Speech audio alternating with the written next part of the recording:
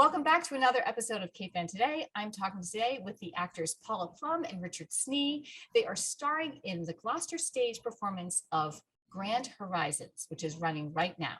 I saw it on Sunday afternoon. It was a wonderful performance. Congratulations, you guys. Thank you. Thank you. So could you introduce our audience to the premise of the play? Well, there's a couple who've been married for 50 years, and they decided to get a divorce. This is early on, and their children come home. Their two sons and the wife of one of them, and they to take care of this problem because there's been no indication of any problems with the marriage. They just had the 50th anniversary recently, and things seem to be going along as they always had. So the kids are kind of in shock, and then hilarity ensues, and a lot of darkness as well. So, yeah. Yeah, it's a good balance of hilarity and darkness, I would say. Yeah, it's my favorite combination of funny and dark, you know? Yeah. Well, it opens with an incredibly funny scene. Actually, I thought it was kind of tender, but the audience was laughing pretty hard. Of the two of you, and by the way, we have to say you are married in real life, and you play this married couple. As I understood it, you are married in real life, and you play this couple who've been married. We've been married 42. They've been married 50. Right. Well, to my point, did you bring? Well, I want to describe that first scene. It's the two of you making dinner, and you're not saying a word to each other, and every single move you make with each other is so perfectly choreographed and synchronized, just as two people who have lived together for 50 years would know how to do. And it's just a beautiful scene. But how much of your marriage did you bring to this show? Well, I mean, we actually do make dinner like that in our kitchen. I mean, I do too, my husband. It's just the two of us, But never is it silent. No, it's never silent. Get out of my way.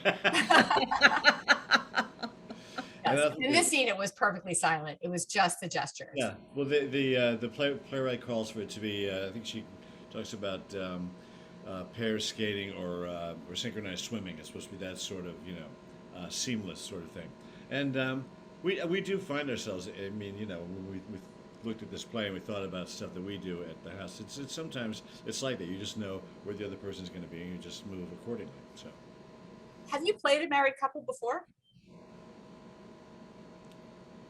Somebody asked us this before, I think. No, I don't think. We played Beatrice and Benedict, who are in Much Ado About Nothing. But they're not married. But they're not married. They're we did a hitman and a victim that was a comedy. That was at Gloucester. I don't think we've ever played a married couple. Well, we've done a lot of shows together. How many? 14? This is 15. This is 15 in acting in the same show. I've directed him in 5 or 6. Yeah. So. How does that go when you're directing your husband? He's so good, I seriously, it could be a real problem. No, really, it could, but he really accepts my leadership in a very generous way, and the only problem is, like, we'll be driving home in the car and I'll say, can I give you a note? And he'll go, no. Not unless you're calling up everybody else and giving them notes. Yeah, right, exactly.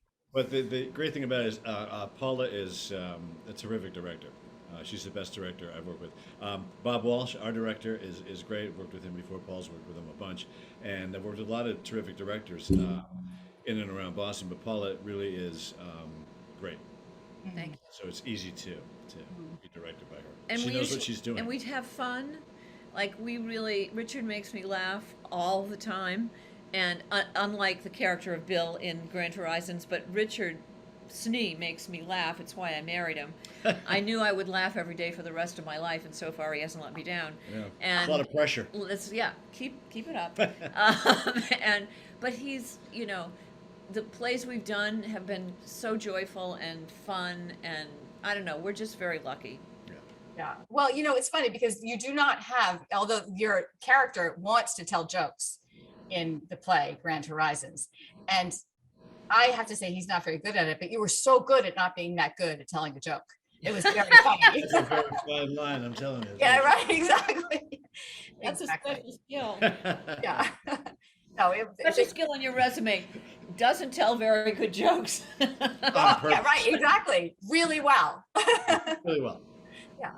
So I think almost everyone in the audience who is married took this play to consider their own marriage, and you can't help but reflect upon your own situation. So, did you do that in your marriage when you were performing this? Addressing this play? Did it make you Um, pause? I don't know that we spent a lot I of don't time think there was any reflecting conscious. on marriage. Paula has, of course, a lot more lines than I do, so she was learning. We were both learning lines, and she's also the interim artistic director of the Gloucester Stage Company, so she was pretty busy. So we don't. I think like comparisons were made, like Greg Mariah, who plays our son Brian, said, "So Paula, your character never laughs at her husband, but you, Paula, do nothing but collapse in laughter whenever your husband opens his mouth." So there was that sort of thing. But we knew that these people were different. But I think But we don't have children. Paul and Richard don't have children, and we've lived a very, very, very out of the box lifestyle as actors. And these people have really been status quo. He's a pharmacist, she's a librarian. I mean, not that those lives can't be exciting and exotic in their own way, but as actors, our lives have been nothing like Bill and Nancy's. Well, to that point, the play is also trying to make a really interesting point of how marriage can trap people, and particularly women, in Yes. the role of wife and mother. And your character is really feels quite trapped. In fact, she says one of the things she really wants to do is eat alone in a restaurant. And I thought that was a really beautiful line and very tough. The first moment of the play, she's asked what her biggest fantasy is, and the sex has just been mentioned, and she says, "My biggest fantasy is," and the kids want to dash from the room because they think they're going to hear something about her mother's sexual desires, and she says, "I want to eat dinner alone in a restaurant." I've never done that before. She's just longing for some kind of identity and independence, Yeah. Yeah. and it's very touching because, as you say, this woman is older than I am, and I think it's even more poignant the older you get if you've never had a moment to yourself to travel or discover who you are without the baggage of family. Right. And then, of course, you have the echoing relationship of the son with his wife. So a young marriage, a fresh marriage, and the wife is pregnant, and they're watching, and particularly the wife is watching her mother-in-law, be trapped by her sons, Yes, and her husband. And she doesn't want to be. She says, "I don't want to be wind up after 50 years in this kind of shit situation." Pardon my French. I don't know if you'll have to bleep that out, but that's from the script. Yeah. No, do you want to comment a little bit? Maybe Richard, you could talk a little bit about what you saw in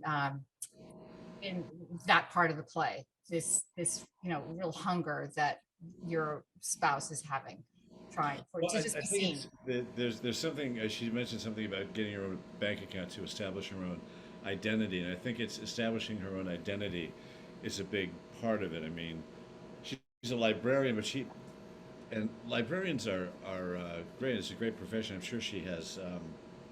My mother was a librarian. Right, but she says Wow. Being a librarian. Of course, she's telling this to Carla.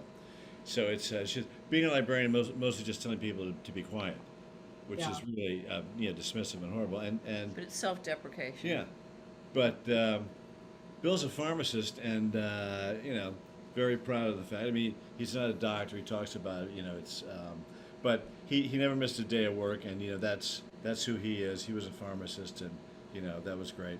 And I think she's been in his shadow, which is not what's going on in our marriage at all. Well, we don't want to give away the whole play. So, Paula, I'm going to switch subjects really quickly and ask you how it's going being the interim artistic director this summer. How are things at Gloucester Stage? It's been a real learning curve for me.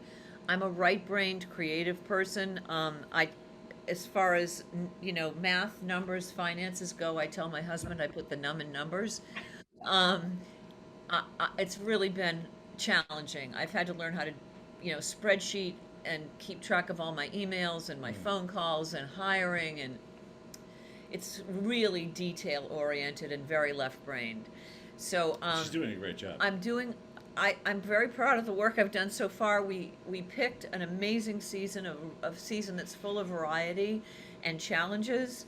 But we are also searching for an interim. We have a search committee, and I am looking forward to hand the reins over at the end of the year. I sing a little song, INTERIM, interim. I love it, but it's really I'm much more of an actor than I am an administrator. Mm-hmm. Well, tell us what is happening for the rest of the season. Tell us the shows for Grand Horizon, how long that runs, and what else we can look forward to. We run through the 21st. The 21st of August. So 3 weeks. And on August 26th, I believe, I'm looking at my calendar here, we open Paradise Blue, which is an extraordinary play about Detroit in the 50s, the gentrification of the Black Bottom neighborhood. That opens on August 26th. And we have a cast, an all-black cast, and a mostly black design team. And it's a tremendous play by an extraordinary playwright who has written a whole series of plays about Detroit. She's stepping into the August Wilson role in this century by writing a series of plays about her hometown, Dominique Morisseau. And then the last show of the season is The Thin Place by Lucas Nath, and it's appropriately opening in October. It's a ghost story that also has to do with longing for the love of your family and people who have passed on. It's a bit of a Ouija board kind of situation, but really fun and a lot of spooky surprises in the play. Wonderful. Well, Is there anything else you want people to know about Gloucester Stage or Grand Horizons? They should come and see Grand Horizons. They definitely should. It's the best laugh you'll have all summer. It's a really good show. I think the cast that we're with, the other 5 folks in the play, are absolutely terrific. Oh, they're very talented. Yeah. Yes. Very talented. They've been great to work with. They're lovely people as well as very talented actors. Great timing. I love the energy and the timing they had. And those 2 sons, they were Julie really... and Greg and Marissa and June and Christian, all our pals. Yeah. Oh, that's so nice. And yes, and our crew and our stage management too. They were all. It's been great. It's been really a joy to work with all of them. This is a great team spirit at Gloucester Stage, and it comes out on the stage. When we perform, there's really a lot of positive energy. It's fun to go to work. It's fun to go to work. That's great. Yeah. Well, particularly when you're challenged by numbers this summer. I have total empathy with that. It's also fully air conditioned, so when you come to the theater, it's like a meat locker in there. If you're hot out, you can come home from the beach and go to Gloucester Stage for a nice cool afternoon. Yeah, that's good to know, actually, this summer in particular. Yeah. Yeah. Well, thank you for joining us, and thank you for all you do, and thank you for Grand Horizons. Heather, really great talking to you. Take care. I'll see you soon. Bye. Bye. Bye.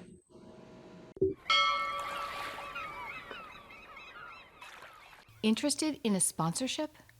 Email sponsor@1623studios.org to learn more.